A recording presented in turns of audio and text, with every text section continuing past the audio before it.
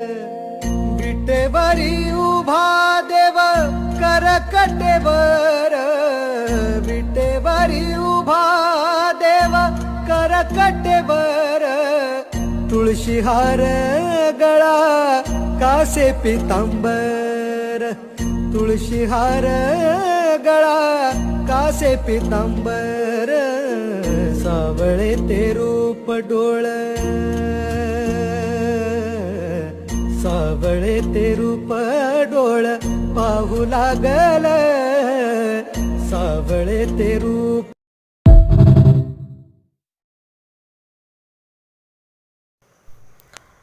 लाडूच्या शाळेतली दिंडी संपली आणि आम्ही निघालो होतो शिरवळला.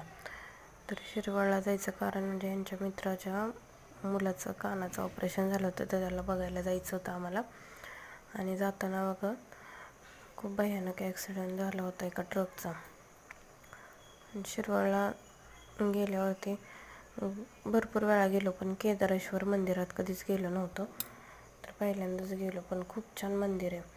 आजूबाजूचा परिसर पण खूप छान आहे. आणि इथं बघा शिवलिंगाचं दर्शन.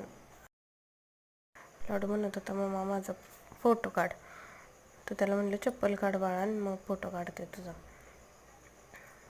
चप्पल घालूनच पाया पडत होता देवाच्या. इथं आतमध्ये पण खूप छान दगडी बांधकाम आहे सगळं मंदिराचं. आसपास शांतताच होते. आम्ही गेलो तर कोणीच नव्हतं तिथं. दोन मावशी बसल्या होत्या आणि त्याला लाडूचा फोटो काढले मी. त्याच्यानंतर ना त्यांच्या मैत्रिणीच्या घरीही जाऊन आलो. आणि आम्ही हे म्हणले लाडू सारखंच म्हणतोय मोरव्याला दत्त मंदिरावर जायचे. तर मी पहिले गुरुवारचे जात होते ना त्याला घेऊन, तर तो आत्ता म्हणत होता मम्मा तिकडं जायचं आहे, 8 दिवस चाललेलं त्याचं. मग हे म्हणले इथं पण दत्त मंदिर आहे, तर आपण इथं जाऊयात. आणि बरोबर योगायोग 8 दिवस झाले आम्ही शिरवळला यायला निघालो आहे. पण मग गुरुवारचंच आमचं ठरलं. आणि दत्त मंदिरावर तो लाडू एवढा मन लावून पाया पडत होता, काय मागत होता काय माहिती त्याला. मी विचारलं त्याला बाळा तू काय मागितलं, तर मला म्हणलं मी तुला नंतर सांगतो. आणि एवढा मन लावून देवाकडं हात जोडून प्रार्थना करत होता. खरंच मुलांना पण देवाची ओढ असते. तर छोटंसंच मंदिर आहे पण छान आहे.